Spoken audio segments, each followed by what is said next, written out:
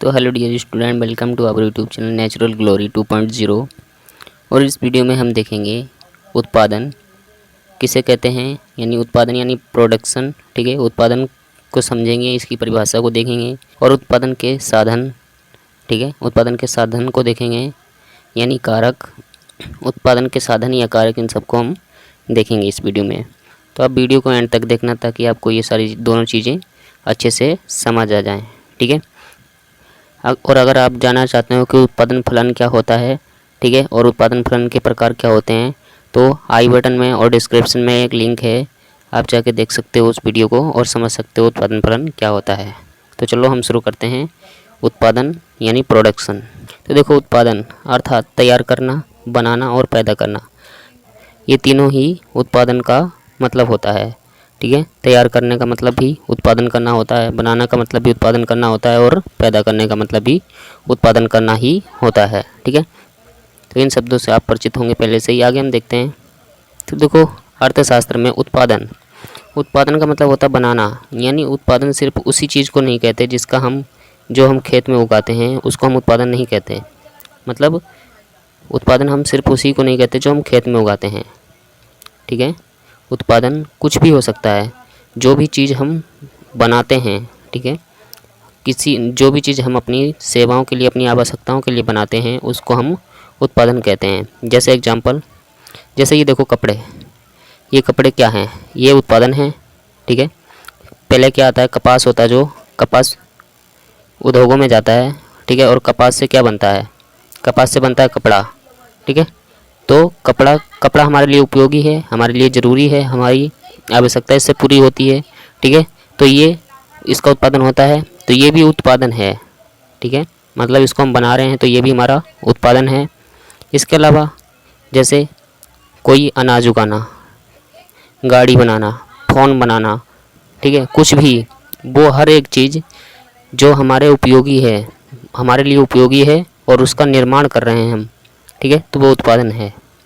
ठीक है, वो हर एक चीज़ जो हमें, हमारी मदद करती है, यानी हमें सहायता प्रदान करती है, या जिसका हम उपयोग करते हैं। ठीक है, और वो बनाई जाती है, तो उसे हम उत्पादन कहते हैं। उत्पादन का मतलब सिर्फ अनाज उगाना नहीं होता है। उत्पादन का मतलब होता है किसी भी चीज़ को, किसी भी ऐसी चीज़ को बनाना जो हमारे लिए उपयोगी हो। ठीक है, तो आई होप आप उत्पादन को समझ गए होंगे। उत्पादन की परिभाषा की अगर हम बात करें तो परिभाषा आप इस तरह से लिख सकते हो कि उद्योगों द्वारा किसी वस्तु तथा सेवा, ठीक है, कोई वस्तु या सेवा का निर्माण करना जिससे मानवीय आवश्यकताओं की पूर्ति की जा सकती है, उसे उत्पादन कहते हैं।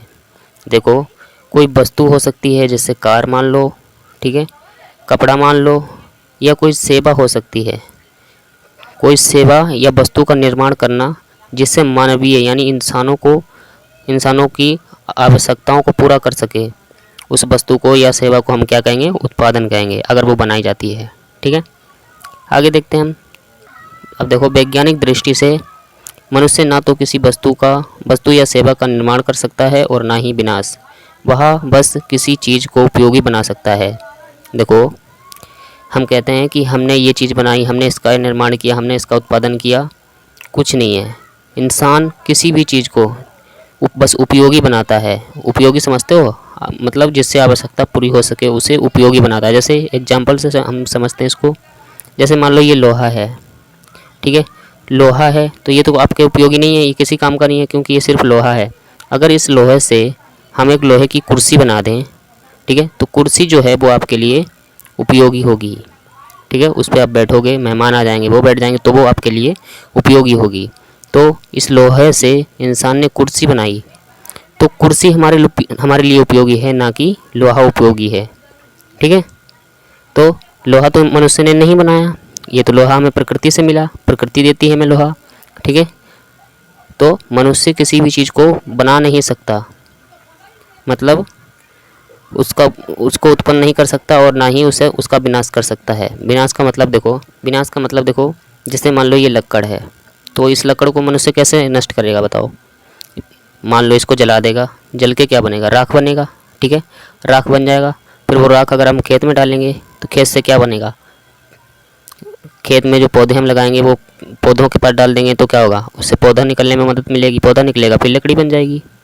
तो मनुष्य किसी भी चीज़ का निर्माण और विनाश नहीं कर सकता है, ठीक है, वैज्ञानिक दृष्टि से। वह सिर्फ चीज़ों को उपयोगी बनाता है, किसी भी चीज़ को इस लायक बना देता है जिसका हम इस्तेमाल कर सकते हैं। तो अब देखो, उत्पादन के साधन मतलब संसाधन, घटक, कारक। साधन का मतलब है, ये कारक का मतलब है कि उत्पादन करने के लिए हमें किन किन चीज़ों की ज़रूरत पड़ती है, ठीक है, उसे हम उत्पादन का साधन या कारक कहते हैं, ठीक है। इनको हम घटक भी कहते हैं, संसाधन भी कह सकते हैं, ठीक है। तो देखो उत्पादन के कौन कौन से साधन हैं, कितने कारक हैं, ठीक है, साधन या कारक कितने हैं, इनको हम देखते हैं बारी बारी से सबको। तो देखो, उत्पादन के कारक का मतलब है कि उत्पादन के लिए किन किन चीज़ों की आवश्यकता होती है, ठीक है। उत्पादन के मुख्यतः 4 घटक होते हैं, 4 घटक या कारक या साधन, आप कुछ भी कह सकते हो, ठीक है। पहला है उसमें भूमि।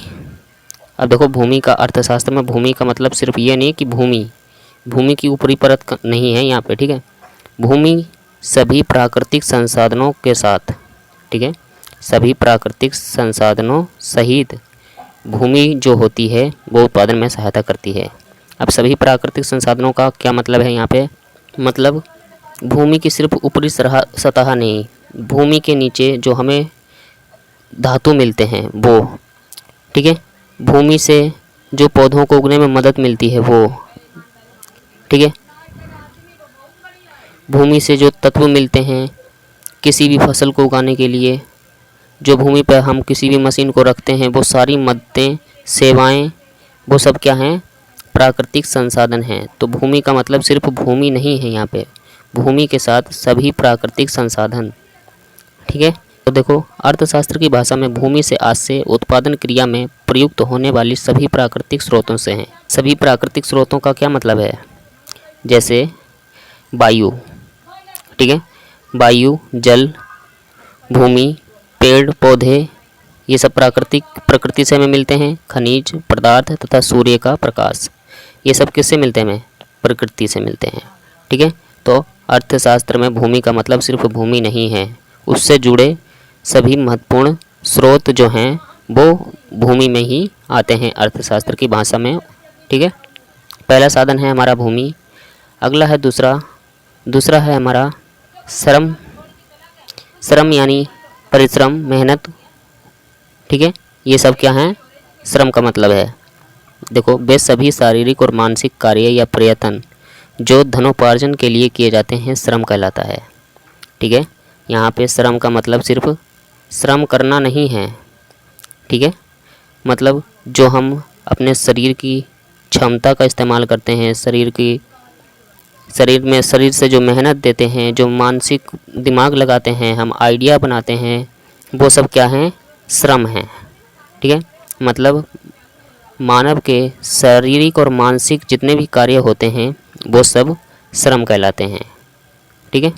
जो भी इंसान शरीर और दिमाग से करता है वो सभी श्रम कहलाता है, सिंपल भाषा में।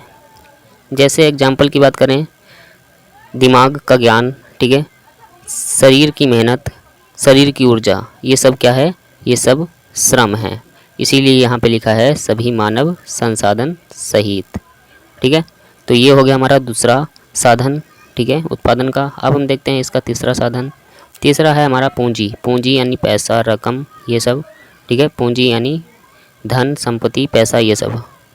इसमें क्या है, पूंजी का अर्थ यहाँ पे क्या है, सभी मानव निर्मित संसाधनों सहित, ठीक है, मतलब मानव ने जितने भी संसाधन बनाए हैं उन सभी संसाधनों के सहित पूंजी कहलाती है अर्थशास्त्र में। देखो, पूंजी, वे सभी मानव निर्मित संसाधन जो धनोपार्जन के लिए ज़रूरी हैं वे सभी पूंजी कहलाते हैं। मतलब जैसे कोई मशीन, जैसे ट्रैक्टर हो गया, ठीक है, खुरपी हो गई, दराती हो गई, कोई मशीन हो गई, ये सभी संसाधन क्या हैं, पूंजी हैं, ठीक है। यहाँ पे पूंजी का मतलब ये सब है, यानी धनोपार्जन यानी पैसे कमाने के लिए जो भी चीज़ हम इस्तेमाल करते हैं मानव की बनाई हुई, ठीक है, उसे हम पूंजी कहते हैं, ठीक है। जैसे खुरपी, दराती, गाड़ियाँ आदि, ठीक है। ये नहीं लिखना आपको, महीने ये गलत लिखा गया यहाँ पे। देखो अब चौथा कारक है हमारा, चौथा साधन या कारक है उद्यम। उद्यम का मतलब है मानव का साहस, ठीक है। उद्यम का मतलब है मानव का साहस। ये क्या है? किसी व्यक्ति या व्यक्ति के समूह में पाई जाने वाली शक्ति अर्थात साहस को हम उद्यम कहते हैं, ठीक है।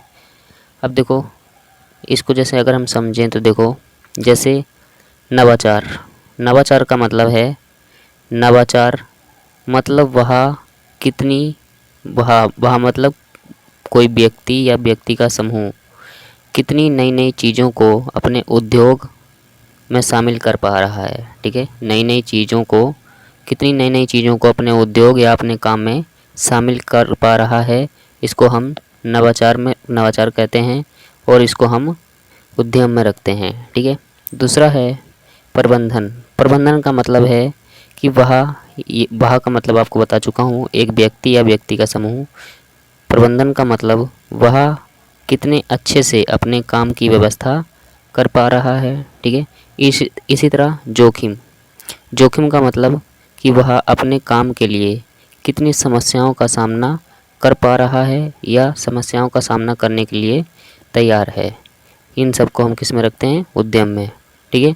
तो मानव का साहस उद्यम कहलाता है। तो आई होप आपको ये चारों साधन यानी कारक, उत्पादन के चारों कारक समझ आ गए होंगे, ठीक है। अब देखो एक बात आपको ध्यान रखनी है कि कोई भी उत्पादन या निर्माण उत्पादन के इन चारों कारक के बिना संभव नहीं है। कौन कौन से कारक? भूमि, श्रम, पूंजी और उद्यम। जैसे मैं आपको एक एग्जांपल से समझाता हूँ।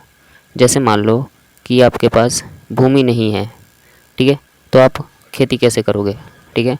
खेती, या मान लो कि आप कोई कपड़े बनाना चाहते हो, तो कपड़े बनाने की जो मशीन होगी वो कहाँ लगाओगे? जब भूमि नहीं है तो कहाँ लगाओगे, ठीक है। तो इसलिए आपको भूमि बहुत ज़रूरी है। और मान लिया आपके पास भूमि है, ठीक है, पूंजी नहीं है, तो कपास कहाँ से खरीदोगे? पूंजी भी है आपके पास, मैं मान के चलता हूँ, ठीक है। तो आपके पास श्रम नहीं है, यानी मज़दूर नहीं है आपके पास काम करने के लिए, तो काम को करेगा कौन, ठीक है। और मान लिया आपके पास श्रम, पूंजी और भूमि तीनों हैं, पर आपके पास उद्यम नहीं है, ठीक है, मतलब साहस नहीं है।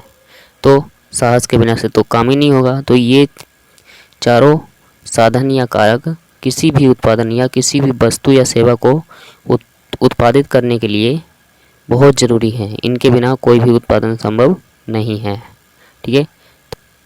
तो बस यही था आज की वीडियो में। अगर आपको वीडियो पसंद आई हो तो प्लीज़ वीडियो को लाइक करें, शेयर करें और चैनल को सब्सक्राइब करके बेल आइकन को ऑल पे क्लिक कर लें। और उत्पादन फलन की वीडियो का लिंक आपको डिस्क्रिप्शन में मिल जाएगा। धन्यवाद।